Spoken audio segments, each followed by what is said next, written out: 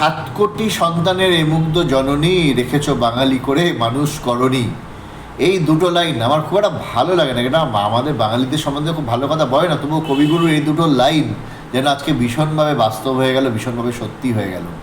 সল্টলেক স্টেডিয়ামে লিওনেল মেসিকে দেখবার জন্যে হাজার হাজার মানুষের যে ভিড়, সেই ভিড়টা শেষ হলো ফ্রাস্ট্রেশনে, কিছু অপদার্থ লোকজনের জন্যে, আমাদের প্রশাসনের ব্যর্থতার জন্যে, যারা আজকে 5,000, 6,000, 4,000, 10,000, 12,000 টাকা দিয়ে টিকিট কেটে দেখতে গেল, তারা দেখতে পেল না।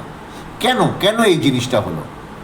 আজকে আপনারা যদি দেখেন, মানে এটা একটা অ্যানালিসিস যদি করেন, আজকে লিওনেল মেসির টোটাল ট্যুর প্রোগ্রামটা দেখুন। কালকে বোধহয় উনি রাত্রির 1:30টার সময় নেমেছেন, উনি রাত্রির 1:30টার সময় নেমে একটু বোধহয় রেস্ট নিয়েছেন। আজকে সকালবেলা হচ্ছে উনার হোটেলে ফটোশ্যুট স্পন্সারদের, তারপর হচ্ছে আমাদের যুবভারতী ক্রীড়াঙ্গনে 1 ঘন্টা 20 মিনিট না 1.5 ঘন্টা বোধহয় ওনার থাকার কথা। উনি সেই সময়টা থাকলেন না, কারণ আমাদের লোকজনরা, বিশেষ লোকজনরা সব সেলফি তুলতে ব্যস্ত, ওনাকে নিয়েই ব্যস্ত। ওনাকে নিয়ে এমনভাবে ঘিরে ধরলেন যাতে সাধারণ মানুষ না দেখতে পায় ওনাকে, যারা পকেটের টিকিট কেটে এসছে আর যাদের পয়সা দিয়ে মেসি এলো তারা যাতে না দেখতে পায়। সবাই ব্যস্ত, নায়িকারা এলো, আরও অনেক লোকজন, নায়ক এলো, শাহরুখ খান এসছিল, সবাই পেটুয়া যে লোকজনরা তারা এলো, সেলফি তুললো একসাথে, মিনিস্টাররা সেলফি তুললো, আর যাদের দেখবার তারা দেখতে পেলো না। এই যে এই ব্যর্থতা, এর দায়ভারটা কার? হ্যাঁ, যেটা বলছিলাম তার আগে, এই ট্যুর প্রোগ্রামটা দেখুন।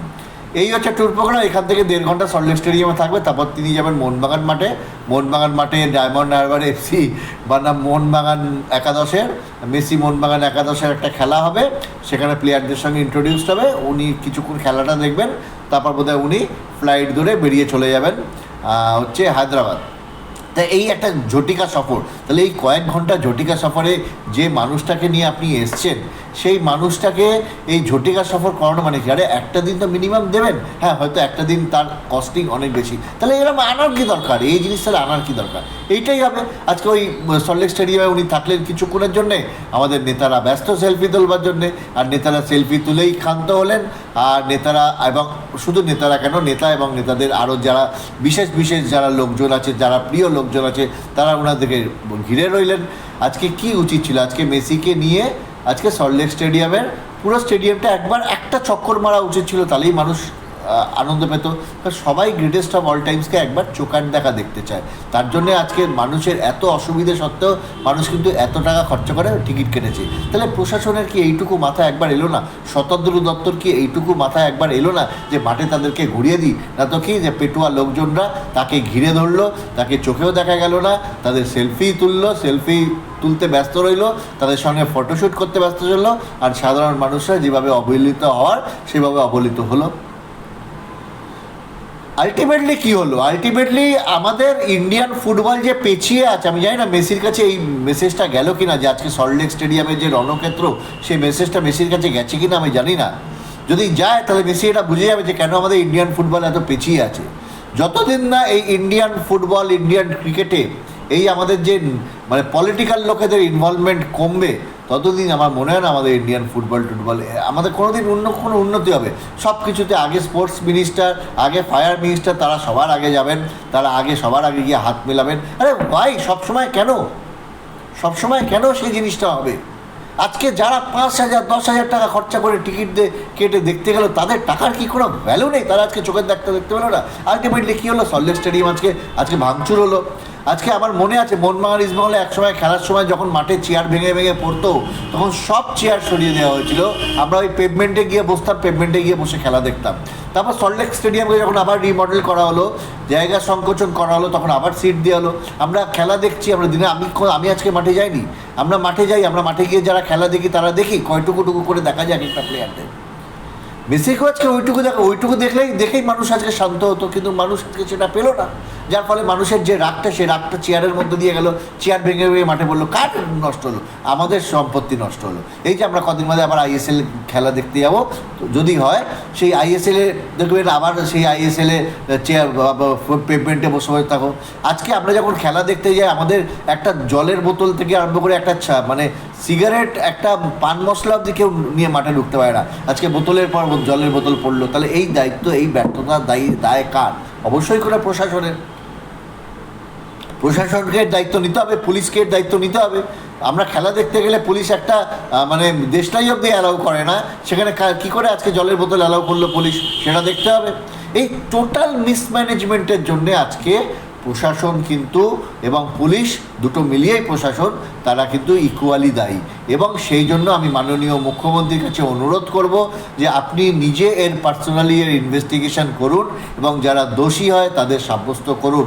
কারণ সাধারণ মানুষের টাকা পকেট থেকে গেছে, 4,000, 5,000, 10,000, 12,000, 50,000 টাকা অবধি যারা টিকিট কেটেছে।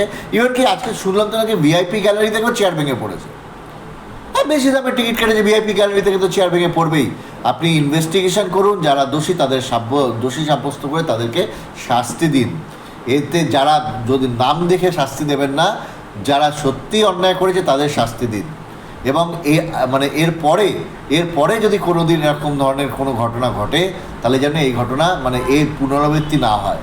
আমাদের দেশে মারাদোনা এসছে, মোহনবাগান মাঠে মারাদোনা এসে জ্যাগলিং দেখিয়েছে, ফুটবল নিয়ে কতক্ষণ ফুটবল নাচিয়েছে, শট মেরে মেরে 10টা না 12টা গোল বল গ্যালারিতে পাঠিয়েছে।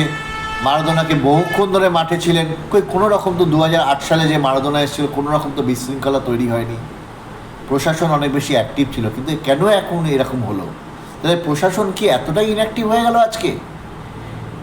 প্রশ্নের উত্তর খুঁজছি, আপনারাও খুঁজুন, কারোর কাছে যদি উত্তর থাকে উত্তরটা দিন এবং এটাকে নিয়ে আরও বেশি করে তীব্র আলোচনা করুন এই ভিডিওতে, যাতে এই ভিডিওর মেসেজগুলো আমাদের চিফ মিনিস্টার কিংবা যারা এই পুরো জিনিসটাকে কন্ট্রোল, আইন শৃঙ্খলাটা কন্ট্রোল করে তাদের কাছে পৌঁছয় এবং তারা এর যথাযথ ব্যবস্থা দেন। এটুকুই বলার। যে ঘটনাটা আজকে ঘটলো, বাঙালি হিসেবে এটাকে মেনে নিতে পারি না। বাঙালিদের নাম আরও খারাপ হলো। এমনি আমাদের খুব একটা কেউ বাইরে এখন গেলে পাত্তা দেয় না। অন্যরা অনেক ইউপি দিল্লিতে তো আমাদের এখন বাংলাদেশি বানিয়ে দিয়েছে, এমনি আমাদের কেউ পাত্তা দেয় না। আজকে যে ঘটনাটা হলো, এরপর আমাদের নামটা আরও বেশি খারাপ হলো। বাংলাদেশের সাংবাদিকরা যারা এসেছিল তারা হাসছিল। আমরা দুদিন আগে হাসছিলাম যে আর্জেন্টিনার প্লেয়ারদের বুকে লাথি মেরেছে বাংলাদেশ, মেরেছে, মারধর করেছে, আমরা হাসছিলাম। আজকে বাংলাদেশের সাংবাদিকরা আমাদের থেকে আসছে। এর চেয়ে লজ্জা আর কিছু হতে পারে না।